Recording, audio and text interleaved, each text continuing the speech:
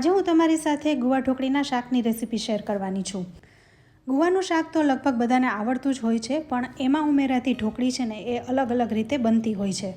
જેમ કે હું વર્ષોથી કાઠિયાવાડમાં રહી છું, એટલે મારા મમ્મી જે રીતે ગુવાર ઢોકળીનું શાક બનાવે છે એ જ રીત તમારી સાથે શેર કરી રહી છું। તો ચાલો જોઈ લઈએ।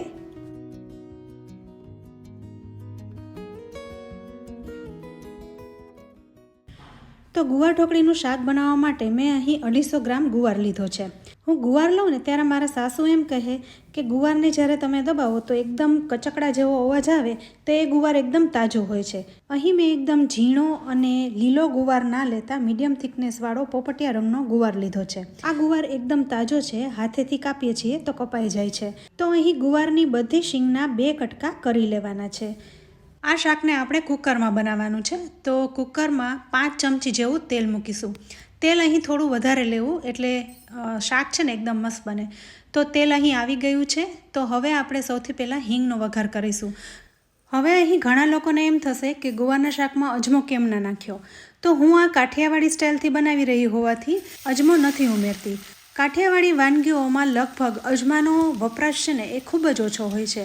તો તેલમાં હિંગનો વઘાર કરીને ગુવારને ઉમેરી દઈશું, સાથે હળદર અને લસણની પેસ્ટને ઉમેરીશું, સાથે સ્વાદ પ્રમાણે મીઠું ઉમેરી હવે ગુવારને આપણે 2 થી 3 મિનિટ સુધી સાતળી લેવાનો છે। પહેલાં આટલા જ મસાલા ઉમેરી ગુવારને સાતળી લેવો, એટલે ગુવાર છે ને એકદમ સોફ્ટ થઈ જાય। તમે દરેક શાકને મીઠું હળદર ઉમેરીને થોડીવાર માટે સાતળો ને એટલે શાક એકદમ સોફ્ટ બની જાય છે, પછી જલ્દી ચડી જાય છે। તો આવી રીતના આપણે 2 થી 3 મિનિટ સુધી સાતળી લેવાનું છે। ધીરે ધીરે સાતળતા હિંગ છે ને તળિયે ચોંટવા લાગશે, તો સાથે થોડું પાણી ઉમેરી દઈશું, એટલે ગુવાર તળિયે ચોંટે નહીં અને ફરતો રહે। તો આવી રીતના આપણે 2 થી 3 મિનિટ સુધી ગુવારને સાતળી લેવાનું છે। આપણે જેટલું પાણી અહીં ઉમેર્યું એ બધું પાણી હમણાં થોડી વારમાં જ બળી જશે, અને તમે જોઈ શકો છો ગુવાર પણ એકદમ સોફ્ટ થઈ ગયો છે। તો બસ હવે આપણે બાકીના મસાલા પણ ઉમેરી દઈશું। તો નાની 1.5 ચમચી જેવું ધાણા જીરું ઉમેરીશું, સાથે 1 ચમચી જેવું લાલ મરચું। તીખાશ તમે જે રીતના ખાતા હોય એ પ્રમાણે ઉમેરવાની। હવે આ શાકમાં હું થોડો એવો ગોળ ઉમેરી રહી છું। આ બિલકુલ ઓપ્શનલ છે, જો તમારે ન નાખવો હોય તો સ્કીપ કરવો। તો 1 નાની ચમચી જેવો ગોળ ઉમેરી મિક્સ કરી લેવાનું છે। તમે અહીં જોઈ શકો છો મસાલા તરત જ ચોંટવા લાગ્યા છે, તો સાથે આપણે પાણી ઉમેરી દેવાનું છે। મસાલા બળી ન જાય એ માટે આપણે ગુવાર ડૂબે ને એટલું પાણી ઉમેરીશું, કારણ કે આપણે આમાં હજુ ઢોકળી બનાવીને પણ ઉમેરવાની છે, એટલે ઢોકળી પાણી તો પીશે જ।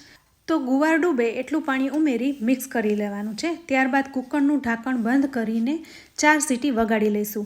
આ નાનું કુકર છે એટલે સીટી છે ને એ ફટાફટ વાગશે। તો હવે અહીં બધું મિક્સ કરી લીધું છે અને ઢાંકણ બંધ કરીને સીટી વગાડી લઈશું। ગુવાર કૂણો હોય ને એટલે 3 થી 4 વિસલમાં એકદમ સરસ ચડી જાય છે। તો અહીં સીટી વાગી રહી છે, તો સાથે આપણે ઢોકળી બનાવવાની પણ તૈયારી કરી લઈશું। તો એના માટે મેં અહીં થોડી એવી મેથી લીધી છે। જો તમારી પાસે મેથી ન હોય ને તો કોથમીરનો ઉપયોગ કરવાનો, એનાથી ઢોકળીનો સ્વાદ એકદમ સરસ લાગે છે। તો 1/2 કપ જેવી મેથી લઈ ધોઈ અને એને ઝીણી સમારી લીધી છે। આપણે 250 ગ્રામ ગુવારનું શાક બનાવ્યું છે, એટલે આમાં આટલી મેથી પૂરતી છે। તો આટલી મેથીમાંથી નાની એવી 10 થી 15 ઢોકળી બનશે। સાથે મેં 4 ચમચી જેવો ચણાનો લોટ ઉમેરી લીધો છે। અહીં મેથી ધોયેલી છે એટલે સૌથી પહેલાં આટલો લોટ ઉમેરીશું। સાથે બીજા મસાલામાં હળદર, સાથે ધાણા જીરું પાવડર, લાલ મરચું પાવડર અને થોડી હિંગ ઉમેરીશું।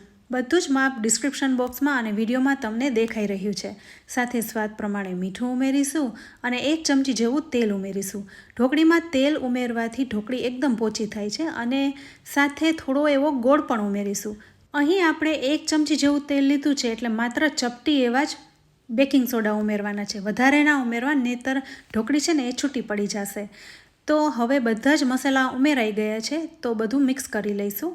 અહીં આપણે મેથી ધોયેલી હતી એટલે થોડો ઘણો પાણીનો ભાગ તો છે જ, પણ અહીં મેથી વધારે અને લોટ ઓછો લાગી રહ્યો છે, તો ફરી 2 ચમચી જેવો ચણાનો લોટ ઉમેરી રહી છું। આ ઢોકળી બનાવવામાં પાણી ખૂબ જ ઓછું જોઈએ, એટલે ચમચી પાણી ઉમેરીને તમારે આ બધું મિક્સ કરી લેવાનું છે। જુઓ, હું હાથેથી જ પાણી ઉમેરી રહી છું અને મિક્સ કરી રહી છું। ચણાનો લોટ છે ને એ પાણી ખૂબ જ ઓછું પીવે છે, એટલે ધીરે ધીરે જ પાણી ઉમેરવો। હવે અહીં આપણે બધું મિક્સ કરી લીધું છે, અને આ મિશ્રણમાંથી આપણે નાના નાના ગોળા વાળી લેવાના છે। સાથે કુકર પણ થઈ ગયું છે, તો કુકર ખોલીને જોઈ લઈએ। તો જુઓ કેટલું સરસ શાક બની ગયું છે. અહીં રસો પણ પ્રોપર છે, કારણ કે આપણે જે ઢોકળી ઉમેરીશું એમાં આટલો રસો તો જોઈશે જ, કારણ કે ઢોકળી હજુ પાણી પીશે. સાથે ગુવાર પણ એકદમ ચડી ગયો છે, એકદમ સોફ્ટ થઈ ગયો છે. તો હવે ફરી ગેસને ચાલુ કરી દઈશું અને શાકને ગરમ કરીશું. હવે આ ઉકળતા શાકમાં આપણે ઢોકળીને ઉમેરી દેવાની છે. હવે આ મિશ્રણમાંથી આપણે નાના નાના ગોળા વાળી લેવાના છે. થોડો હાથ તેલવાળો કરી લેવો અને એકદમ નાના શેપની ઢોકળી બનાવી લેવાની. તો આટલા મિશ્રણમાંથી નાની નાની એવી 15 નંગ જેવી ઢોકળી બની છે, જે 250 ગ્રામ ગુવારમાં પૂરતી છે. તો મારા ઘરમાં તો આ રીતના ગુવાર ઢોકળીનું શાક બને છે. પણ શું તમે આ રીતના બનાવો છો? તમે કઈ રીતના ઢોકળી બનાવો છો એ મને કમેન્ટ બોક્સમાં જરૂરથી જણાવજો. સાથે તમે કયા સિટીમાંથી અને કયા દેશમાંથી જોઈ રહ્યા છો એ પણ મને જણાવજો. તો ફ્રેન્ડ્સ, અહીં આપણે બધી ઢોકળીને ઉમેરી દીધી છે. તો હવે કુકરના ઢાંકણમાંથી સીટી કાઢી લેવાની છે અને કુકરને કરી દઈશું બંધ. સાથે ગેસની ફ્લેમને લો કરી નાખવાની છે. તો માત્ર 2 જ મિનિટમાં ઢોકળી એકદમ સરસ ચડી જશે અને ફૂલીને ડબલ થઈ જશે. હવે 2 મિનિટ થઈ ગઈ છે, તો આપણે ખોલીને જોઈ લઈએ. તો જુઓ, ઢોકળી એકદમ ફૂલીને ડબલ થઈ ગઈ છે. તો ફ્રેન્ડ્સ, અહીં આ ગુવાર ઢોકળીનું શાક તૈયાર છે. અહીં ઢોકળીએ ઘણો ખરો રસો શોષી લીધો છે. તો જુઓ, હવે રસો પણ પ્રોપર છે અને ઢોકળી પણ ચડી ગઈ છે. અહીંયા ઢોકળી છે ને એ એકદમ સોફ્ટ બની છે. આપણે ચમચાથી શાકને હલાવીશું તો ઢોકળી ભાંગશે પણ નહીં, પણ ખાવામાં એકદમ પોચી લાગશે.